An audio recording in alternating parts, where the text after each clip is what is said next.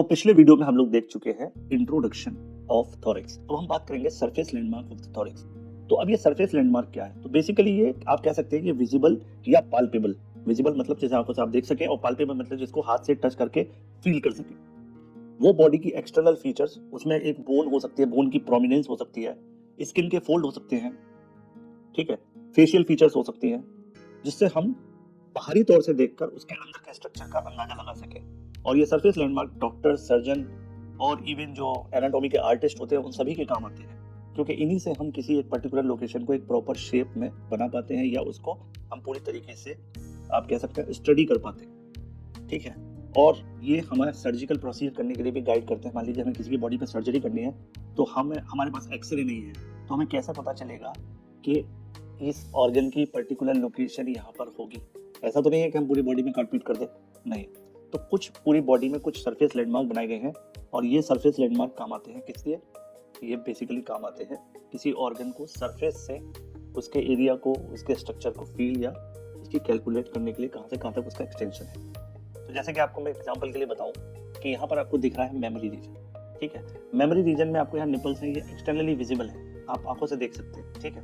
यहाँ पर अपने हाथ से आप टच करेंगे तो यहाँ पर आपको क्या दिखेगा?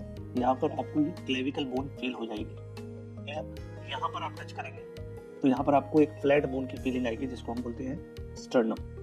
क्लियर? ये लोकेशन जो है, यहाँ पर आपको क्या दिख रहा है? यहाँ पर आपको फोल्ड दिख रहे हैं। ये फोल्ड किसके हैं? ये फोल्ड किसके हैं? ये फोल्ड है बेसिकली आपके पेक्टोरल मसल के, ठीक। तो ये सारी जो चीजें हैं, ये आपको सरफेस लैंडमार्क में देखनी होती है।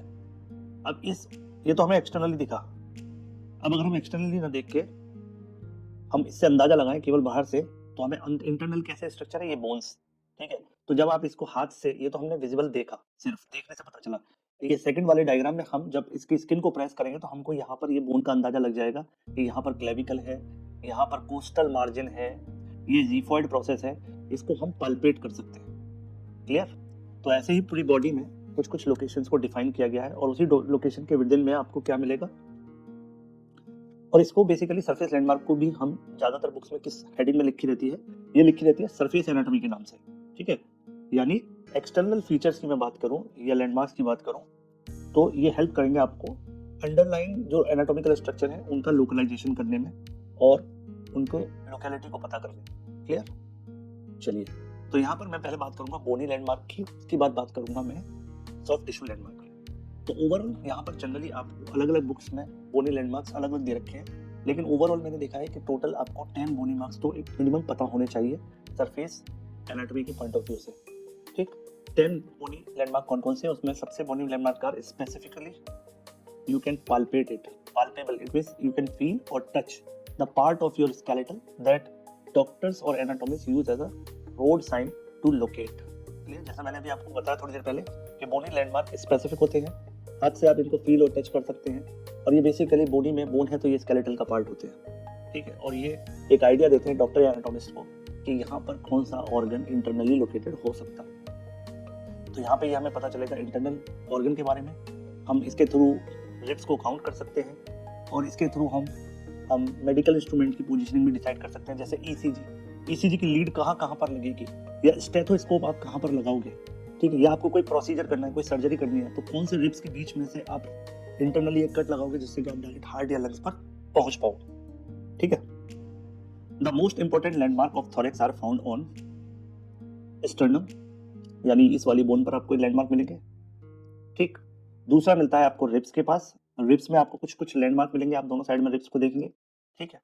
और तीसरा आपको मिलेगा लैंडमार्क आपके वर्टिब्रल कॉलम के वर्टिब्रे, या सिंपली जिसको हम स्पाइन बोलते हैं, वहां पर। अच्छा, बुक्स में जनरली ये बोनी लैंडमार्क डायरेक्ट हेडिंग से दे रखे हैं, लेकिन इनको पढ़ने का सबसे बेस्ट तरीका है, इनको भी रीजन के हिसाब से आप डिवाइड कर लो। जैसा कि मैंने यहाँ पर इनको 3 रीजन में डिवाइड कर दिया। पहले हम स्टर्नम के लैंडमार्क देखेंगे, फिर रिब्स के और वर्टिब्रा के। इससे क्या होगा कि हमें सारी चीजें याद रहेंगी, ठीक है। चलिए, स्टर्नम या एंटीरियर लैंडमार्क को देखते हैं सबसे पहले। स्टर्नम पर हमें सामने की तरफ कुछ लैंडमार्क दिखेंगे, जिनमें आपको सबसे पहले पता होना चाहिए कि स्टर्नम कैसी बोन है। स्टर्नम एक फ्लैट बोन है। कैसी बोन है? फ्लैट बोन है in the centre of your chest region. इसका जो लैंडमार्क है उनमें टोटल 3 लैंडमार्क मेन है, 3 की लैंडमार्क्स आर देयर। इसमें सबसे पहला आता है जुगुलर नॉच या सुप्रा स्टर्नल नॉच। ये देखिए, मैं जिसको बॉक्स में बंद कर रहा हूँ, ये है आपकी जुगुलर नॉच यहाँ पर, ठीक है।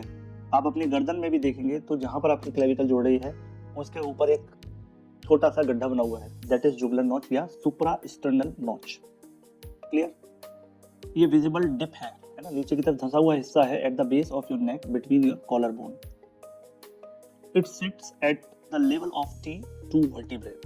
अब इसका अगर आप रिलेशन चेक करो तो आपको पता है इसका जो रिलेशन है अपने वर्टिब्रल कॉलम से यानी बैक साइड से, मान लिया आगे की तरफ आपका हो गया स्टर्नम और पीछे की तरफ हो गया आपका वर्टिब्रा और ये हो गया आपका हेड।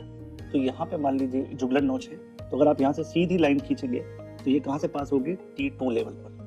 ठीक है, ये याद रखिए। दूसरा जो प्रोसेस है उसका नाम है ज़ीफॉइड प्रोसेस। ज़ीफॉइड प्रोसेस कहाँ पर है?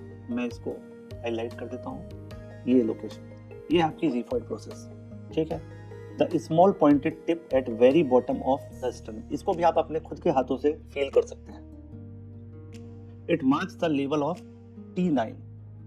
ये क्या बताता है? इसका जो लेवल है, यानी यहाँ पर अगर मान लीजिए क्या है आपका ज़ीफॉइड प्रोसेस, यहाँ से मैं सीधी लाइन वर्टिब्रल कॉलम के लिए हॉरिजॉन्टली खींचूंगा तो ये कहाँ से पास होगी? T9 पर। ठीक है, और जुगुलर नॉच T2 पर। इन दोनों के बीच में T2, T3, T4, T5, T6 ऐसे करके बाकी की वर्टिब्रे होती है। तो इससे आप रिलेशनशिप क्लियर बता सकते हो कि अगर इस रीजन से इस रीजन के बीच में मैं हॉरिजॉन्टल लाइन खींचता हूँ तो ये कहाँ से पास होगी वो लाइन। अच्छा, इसकी इंपॉर्टेंट बात है कि ये डिसाइड करता है हमारा सुपीरियर बाउंड्री ऑफ लिवर। अब यहाँ पर किसी को कोई लिवर की सर्जरी वगैरह करनी है तो वो रीजन डिसाइड हो गया हमारा बस इस बात से कि T9 से अगर हम साइड से लाइन खींचेंगे कहाँ तक? ज़ीफॉइड प्रोसेस तक, तो हॉरिजॉन्टल लाइन के नीचे ही आपको क्या मिलेगा? Superior border of liver. इसके बाद आता है जो थर्ड पॉइंट, उसको बोलते हैं स्टर्नल एंगल या एंगल ऑफ लुइस भी बोलते हैं। ये जो रीजन है, आप अपने हाथ से इस रीजन को स्टर्नम पे देखें, इस रीजन को, यहाँ पे एक थोड़ा सा अंदर की तरफ गड्ढा बैठा हुआ है। ठीक है, यहाँ से तो ये जुगुलर नोच तो आपको ये दिख गई, तो ये है ना, इससे थोड़ा सा नीचे आप चलेंगे तो आपको मिलेगा स्टर्नल एंगल। इसकी भी अपनी एक इंपॉर्टेंस है। चलिए देखते हैं क्या है। तो basically it is a horizontal ridge. Horizontal मतलब ये ऐसे है, horizontal ridge at manubrio sternal joint. आपको पता है स्टर्नम के ऊपर वाले हिस्से को मेनोब्रियम बोलते हैं, इससे नीचे मेन को बोलते हैं बॉडी और सबसे नीचे वाले को बोलते हैं ज़ीफॉइड प्रोसेस। क्लियर? तो मेनोब्रियम, जहाँ मेनोब्रियम और स्टर्नल जॉइंट बनता है ना, आपके स्टर्नम में और मेनोब्रियम में जो जॉइंट बनता है वहां पर दोनों के बीच में ये एक हॉरिजॉन्टल डिप्रेशन आपको फील हो सकता है just 2 inches below that jugular vein. यहाँ से यहाँ तक की कितनी दूरी होती है? Average 2 inch. क्लियर? यहाँ से यहाँ तक ऊपर नीचे। अब बात करते हैं, it is the most critical landmark. ये सबसे क्रिटिकल लैंडमार्क है अगर आप देखेंगे स्टर्नम रीजन में या interior region of the thorax में। क्यों? क्योंकि यही वो लोकेशन है जहाँ पर हमारी कौन सी रिब अटैच होती है? Second rib. क्योंकि फर्स्ट रिब तो बहुत प्रोमिनेंट नहीं होती है, वो क्लेविकल के नीचे छुप जाती है। ठीक है, अगर इसका मैं रिलेशनशिप लगाऊं, मतलब यहाँ से मैं सीधा कोई पॉइंटेड कह सकते हैं आप, कोई पॉइंटेड रॉड यहाँ से एंटर करूं तो वो कहाँ से पास होगी? T4, T5 वर्टिब्रल लेवल पर पास होगी। ठीक है, तो ये आपका हॉरिजॉन्टल रिलेशन भी आपको पता चल गया, यानी कोइंसाइड करेगा ये सेकंड रिब एंटीरियरली, पीछे की तरफ कहाँ से कहाँ तक? T4, T5 लेवल तक। Clear? It marks the start and end of aortic arch. इसके थ्रू आप पता कर सकते हैं। देखिए, and and start of aortic arch. आपको पता है कि जहाँ पर आपका हार्ट है, हार्ट से ये निकलता है आपका क्या? एओर्टा, और इसको बोलते हैं आर्च ऑफ एओर्टा। तो मान लीजिए ये जो रीजन है ये कहाँ पर पड़ेगा आपका? ये बेसिकली ये इसी रीजन में पड़ेगा जहाँ पर आपका क्या है? Sternal angle. यानी स्टर्नल एंगल से आप चीजों को हटाना शुरू करेंगे, खोदना शुरू करेंगे, तो आप सीधे कहाँ पहुंचेंगे?